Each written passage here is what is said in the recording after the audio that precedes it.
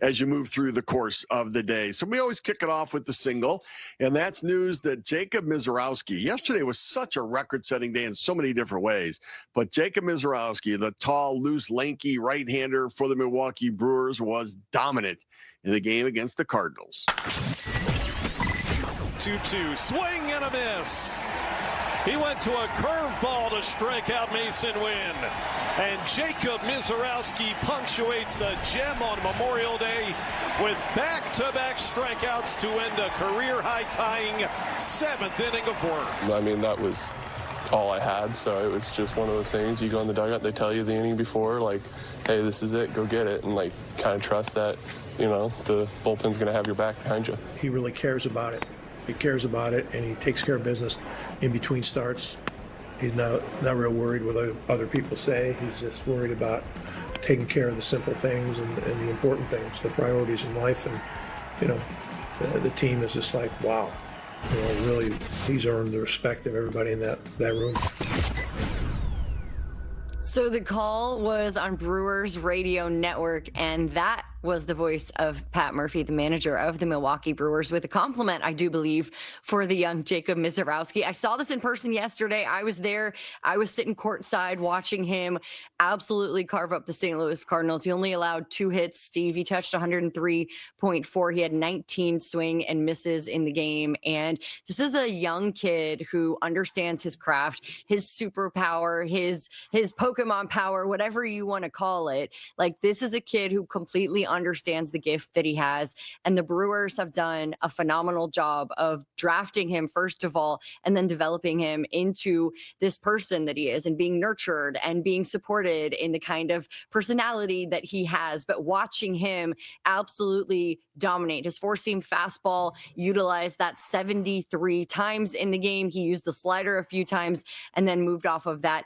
3-pitch mix for this kid, and that's all he needs. When you're able to touch 101 and you don't give up a hit until the 6th inning. JJ Weatherholt led off the game with a walk. And then Jacob Misiorowski, absolutely untouchable. Pajes in the 6th is able to break up the no-hitter. But when he came out for the 7th, Steve, I just thought, you know, this is a kid who I think will continue to do really special things throughout the year and his career. But he is one of their best weapons for the Milwaukee Brewers in their starting staff. He's one of the best weapons in all of baseball. It's interesting, you know, when you said you watched it courtside, I pictured you in Spike Lee Cardinals-like gear watching the game and being able to courtside to be able to watch it. That'd be a good look for you, I think, the Spike Lee gear. As he was sporting it here recently, watching the New York Knicks go Knicks, by the way. And for Misiorowski, 57 pitches in a single game of 100 miles per hour or faster. He topped out at like 103.4. 57 pitches. The next most in the pitch tracking era is Hunter Green at 47. But, I mean, this is just a kid that goes out there and he goes max effort all the time. He's not the guy who paces himself to get through the game. He's max effort. He's max effort on his sweeper. He's max effort on his curveball. He's just max effort with everything. And what I loved was Pat Murphy, like, there's a method to his madness, Pat Murphy.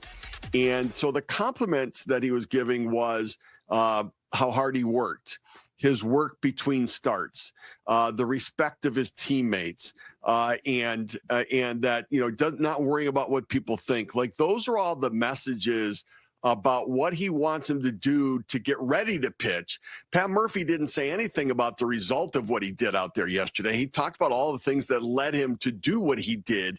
And those are the things when Jacob Misiorowski reads in the newspaper, and he's gonna today, or he's going to go online and read it, that he's going to read what his manager said, and it's going to reinforce to him the process, not the result. And I think it's just genius on his part, Pat Murphy, in managing this young kid. What an arm he has, one of the best in the business, and a legit candidate for the Cy Young in the National League. All right, we run first, go to second with a double, and there's no hitter hotter than Ketel Marte and the Arizona Diamondbacks.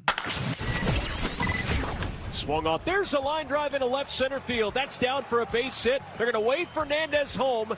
Bader's throw is not in time. It's a 2-run single for Marte, and it's a 6-2 Diamondback lead. He's that good. He's capable of carrying this ball club, but he's doing it right. He's just at ease with his approach, at ease with his day, and it's really translating. And that's your ball game. Diamondbacks win it by a final score of 6-2. The pitching was just awesome once again. And your top of the order doing a job. Marte and Carroll remain hot as the D-backs, man, they are just rocking and rolling here to kick off this road trip.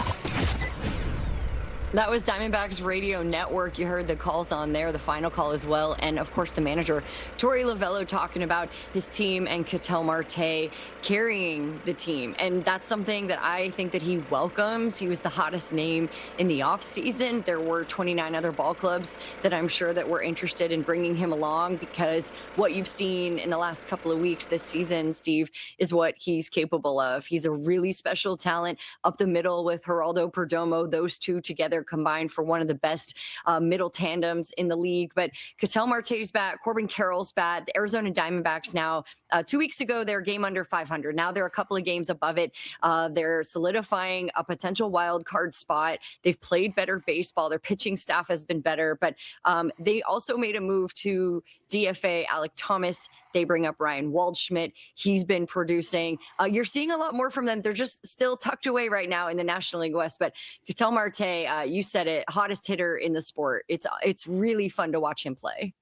And Corbin Carroll, too. One of the most exciting plays in the game is a triple, and he's leading the league in triples again this year. Speaking of the triple, we round second, go to third with the triple, and it's the Pittsburgh Pirates taking on the Cubs, and the Cubs trying to end what was an 8-game losing streak. Lau swings and soars one out to center and deep. Crow Armstrong back, warning track, carrying, and he leaps for it, can't get it. It's beside him off the wall, touching third Horwitz. He's going to try to score. Here's the relay from Swanson. It's cut off by the pitcher. It's an RBI double for Brandon Lau, and the Pirates score first. 1-0 Buccos. We got to play better. We got to swing the bats better. We got to pitch better. We need more guys, contributing to good stuff. And as coaching staff, we got to figure out a way to get the players there. We're offensively, we are equipped to be way more consistent than this and way better than this. And we need to show it. All right, so first you heard the Pirates Radio Network on the call there, and then Craig Counsell, the Cubs manager, on playing better. That's been the messaging so far for Chicago. Listen, you rise to the top of the mountain and you can fall just as quickly. That's what's happened to them. Their ginormous lead in the National League Central shrunk now, and the rest of that division has been playing really good baseball. And so everyone has caught up at this point to the Chicago Cubs. But I want to highlight the Pirates because I saw the Pirates in Pittsburgh for 4 games. The Cardinals mopped them up and took all 4. And then the Pirates came to St. Louis and they won the series. Their pitching staff is bona fide. Braxton Ashcraft is one of the best pitchers you're not talking about in the game. I know it was Carmen Mlodzinski who got the start yesterday, but what the Pirates have is so special. They're 6th in the league in ERA right now. The bullpen's a little rocky for me. I have questions, but Gregory Soto came in and shut the door yesterday. The Cubs are a very good team. They were one of the best offenses last year. They have shown sparks of that. They've cooled off. For me, Steve, it's the starting pitchers. They have struggled mightily the last 2 weeks. 2nd worst ERA in the league. They're dealing with injuries. They're dealing with some things going on right now, and it's not pretty, but I think that they'll get back to that neutral zone and playing better ball. But you tip your cap because the Pirates pitching staff is really, really good. Yeah, there's no shame in getting shut down by them, but the Cubs need to find a way to start to score more too, and that's been a big challenge for them recently. They've gone into a bit of a slump offensively. Ben Brown pitched well yesterday, as did Mlodzinski, but in the end, not enough, and the Cubs fall for the 9th straight time. The streakiness continues. All right, we round third, head home with a home run, and that is what a day, a history-making day. 3 pitchers combined for a no-hitter for the Astros over the Rangers. Santa the 1-2 to Nimmo. Strike 3 call on the outside corner, and the Astros have thrown a no-hitter. But first a challenge. The call is going to stand, and the Astros are going to complete the 18th no-hitter in Astros history. Santa, Major League debut, finished a no-hitter, history. I haven't talked to him, but it's a big night for him and his family. So proud of him. I've seen this kid for years, and just to have this moment, it's huge for the organization and for him. You never thought that I was going to be the outcome of the game, but I tip my hat to Imai. He pitched. He continued to compete. He got 2 big double plays, a ground ball, outs. He continued to pound the zone. He fought through it, strong 6 innings, and then the rest is history. All right, so the Astros radio network on the call, and then you heard Joe Espada, the manager of the Houston Astros. It has been a tough start to the season. The Astros in the basement, their pitching staff struggling, starters, relievers, like just ugly, and they know it. Their offense was off to a really hot start, saving them, but eventually it was too much for them to overcome. And so to see a moment like this, number one for Tatsuya Imai, he comes over from Japan, signs a huge contract with Houston, who needs innings and needs a star, and he struggles. He struggles in the United States. He struggles pitching in Major League Baseball. He comes back, and for him to go 6 shutout, 4 walks, okay, you pass the baton. Steven Okert comes out, and he goes a shutout inning as well. He gives up a walk. Okay, now let's bring in a kid for his Major League debut. Alimber Santa from the Dominican Republic, making his big league debut at 23 years young, Steve, and he comes in and it's 2 shutout, and he secures the combined no-hitter. He's the first pitcher since 1900 to debut and be a part of a combined no-hitter, and it is the Christmas cheer that they have been hoping for, desperately needed by the Astros to have a moment like this, and I bet they feel pretty good in that clubhouse right now.